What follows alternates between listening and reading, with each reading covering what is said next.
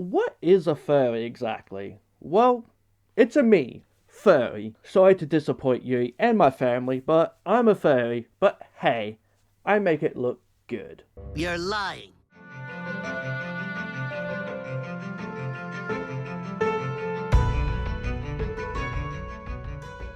Hey guys, Blazie here. So today's lesson is talking about the subject of furries. What is a furry? People will see the costume and say, that's a furry. Not a fursuit, not a mascot, not a cosplayer, just that's a furry, in the sense of that's what it's called. No, this is a fursuit. This costume is a fursuit. The person trapped inside it, screaming from within, might be a furry, but this is a fursuit in particular. But that's not what makes us a furry. So if we're going to talk about furries and essentially the furry fandom, then we need to talk about animals to explain what this all is. An anthropomorphized animal is a non-human being with human-like traits, whether it be talking, walking on two legs, wearing clothing, experiencing the same kind of emotion as humans, or having personalities and traits associated with humans. There's lots of different forms of anthropomorphizing animals. It's not simply the two-legged standing up and talking kind. For example, the Ninja Turtles would be anthropomorphic animals. They are what I consider the standard animal that everyone knows as the definition of animal. But it could simply mean when you see an animal smiling. You think it's smiling and associate that face with smiling, which is a very human thing to do. Not that animals don't do it, but it's not the same thing as when humans do it. There are times when an animal makes a face that looks like smiling, but it's actually in pain. But that's a whole nother kind of anthropomorphized kind of animal. What I'm talking about today is anthropomorphic animals that are, well, not real, and people need to understand that. There's a huge difference to the furry anthro world and the real one. Not really. If I weren't real, could I do this? The animals that talk, the anthro animals that can consent, the ones that wear clothing but not always walking on two legs. Another example of an anthro would be Simba. By definition, he is an anthro animal. Not many people or even furries understand that, but he's an anthropomorphic character because he does talk and show emotions like a human would. Unless it's the live action version. Blah. Another one would be Scooby-Doo. He is 100% an anthro character. I got called out by some random for having Scooby art and calling it feral when no. He's an anthro that talks, sometimes wears clothing, and sometimes even walks. Sometimes both at once. He is literally the definition of an anthro animal. So what is a furry? Well, let's go back in time with a short explanation because there's a lot to it and obviously a lot of different ways it all came about. But here's a small snippet of info that I found. That's right, this Fox is gonna teach you things, so listen to Daddy Fox as I teach you some stuff. Back in the old days, like in the 70s and even before then, they called anthro/furry characters funny animals. Essentially everything kind of Looney Tunes, even Disney, but also Angry Beavers, Pinky and the Brain, that kind of stuff was called a funny animal. But it also kind of refers to more adult cartoons.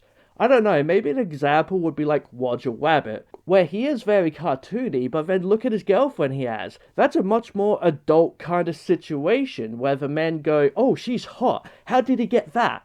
It's kind of putting this, kind of anthro funny character with, an adult situation where he has this hot babe as a girlfriend that's not just another animal character. It's a human, and it's still a cartoon, but it's a very different kind of situation, and that makes it kind of more adult in a weird way. In the 70s, to fill the void with the rise of superhero comics, artists Ken Fletcher and Reed Waller created Vooty, I'm not quite sure how to say it honestly, which is a self-published show where artists could submit their work, but it was all funny animal related, particularly in adult situations, which isn't just the sexual side, although they did have that. There was a person who said oh, there's not enough sex in these comics or what in the Vooty, and so they're just okay, here we go, you do it, kind of thing, we'll let it happen.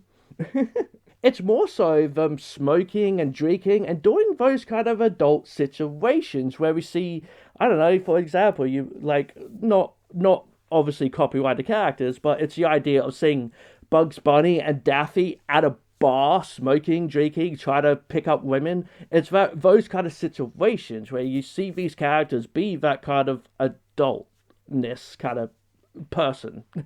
That was in 1976, and in 1977, Mark Millerno and Fred Patterson created the cartoon and fantasy organization, and these were two big stepping stones to what would become furry today. Basically, a lot comes from sci-fi, cartoon, and fantasy lovers creating their own little group of people who enjoyed furry animals. And when they went to like the fantasy conventions, they would have their own kind of womb parties to discuss and share the art and love for these characters. A lot of these people being fellow cartoonists. In the early 80s, the term furry started to appear and eventually just kind of took over, but there's still people to this day who prefer the term funny animals and don't associate with the term furry. And then in 1989, the first furry convention happened with Conference Zero. It was a success, and now in 2025, conventions are completely full, and people are worried because it's getting kind of utterly ridiculous how fast the tickets sell out. Like, it's great, but can you get a spot anymore? Like, it's really, really difficult. And something needs to be done about that. Like, what? I don't know. Like, it's kind of difficult, because obviously the conventions themselves are kind of like, woohoo, we're selling out. But everyone else is kind of just like, yeah, but I didn't get a ticket, kind of thing. And just, only the popular people did. And it's a bit ridiculous. But yeah, anyway, that's a short history lesson. But even then, it goes further back. One person that I love to bring up because it's hilarious, may he rest in peace, Osamu Tezuka, the godfather of manga, the creator of Astro Boy in short, who we have to thank for the manga and anime industry being what it is today, essentially. After he passed away, his daughter found erotic art he made of anime characters. If that's not a furry, then I don't know what is. Not that it was full-on kind of sexual stuff, it was just kind of erotic. It looked all pretty tasteful, just done with animals. You know, it's that kind of whole idea of them being put into adult kind of situations, where they would, I don't know, dress up in lingerie and such. So what is a furry then? I gave you the explanation to what an anthro is and the history of funny animals. So what is a furry? Well, a furry is me. Who am I? I'm still working that out, but I know I'm a fan of anthro characters. I like movies with them in it, and I prefer it most of the time, honestly. I like cartoons with anthros. That's what a furry is. It's someone who is a fan of that. It doesn't mean you have to be a part of it or associate with a furry fandom, like, just because you like cartoons and such. You do not have to be a furry to, like, associate with furries just because you do. It's just, the fandom is the collective group that would go to conventions, have meetups, be a part of something, but a furry is just someone who's interested in anthro characters, whether it is simply the idea or the movies, cartoons, artworks, either by creating it themselves or liking what others do. It could be a story writer who likes writing fantasy novels in the world of furries, much like Beastars. The creator of that is definitely a furry, but she doesn't have to be involved in a larger picture and be in the fandom. To me, there is like this idea of there being a furry world where you are your ideal kind of characters. And to a lot, that's like escapism, basically. You're escaping to this world where you are the perfect kind of character, you are what you love, and there's all these different people around who are themselves, who are able to be the gender they want, who are able to have the hairstyles they want, and all this kind of stuff. They can be whatever species they want. I do feel like that is a thing for a lot of furries, is the idea of this kind of furry world. Or maybe that's just me. But even then, it's not like we try to escape the actual real world. It's just when we're at home, you know, we'll go onto VR chat and all that nowadays and escape into that world. That kind of has become a furry world. You know, furries are surgeons, furries are airplane pilots, furries are directors and movie makers and all this kind of stuff. They're out there, huge, doing amazing things. They're not just out there trying to escape the daily grind. That's not exactly what I mean by escapism. Just when they're at home by themselves or whatever. A furry is just a name given to someone who likes antho animals and might do something about it, like art, writing, watch cartoons more often, dress up in a fursuit, or something along those lines. Then again, you also don't need to do anything to be a furry, and also, like, liking antho animals doesn't make you a furry. It's more so if you say you're a furry, you're a furry. Ta-da! Congratulations. Of all the furry gods, you're right. Welcome to the club. We have free hate coming your way because furries get a lot of it. Why? For pretty stupid reasons, like watching cartoons that are both for children and adults. Oh no. Example would be Puss in Boots 2. How many adults ranted about how good that movie was, yet will then tell you watching cartoons is bad?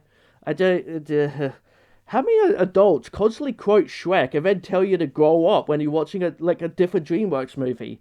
Make it make sense. They constantly go on that they're kids shows and movies, yet who are the ones talking about them on the internet? Adults. It's always adults. I just... And then let's get into it. The sexual side. You know, I'm not one to shy away from it. It exists. But it does in every fandom. There's a safe for work side and a not safe for work side. In every fandom. You think the Star Trek nerds aren't having sex in their costumes? They are. So yes, obviously there are those who are interested in it who are furries. Absolutely, I am not one to deny that.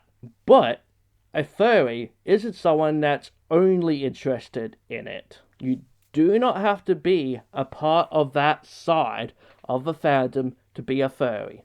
But look, that side of it is not what this video is about. But I know there are people that want to know about it. But it's just a part of a fandom, but it's not the key thing. It's just a love for antho animals. It's a love for the artwork that gets put into these things. It's a love for this other, more interesting world full of interesting creatures and mythical beasts that you can be friends with. It's liking these kind of characters and wanting to make art with them and so on. It's grown into all these different things over the years, but it's just a simple love for the antho world. I apologize if I did this video wrong, or got some facts wrong, or anything like that. Let me know down in the comments below the true story, if you will, and just tell me your thoughts. And while you're at it, please do follow me on Blue Sky, go check out my PayPal or Coffee, and support me if you like what I do. All linked down below. And please do give this video a like, and subscribe to my channel, because I love you if you do. Hit that bell icon, and VitoFox says, be who you want to be. Alright guys, bye for now.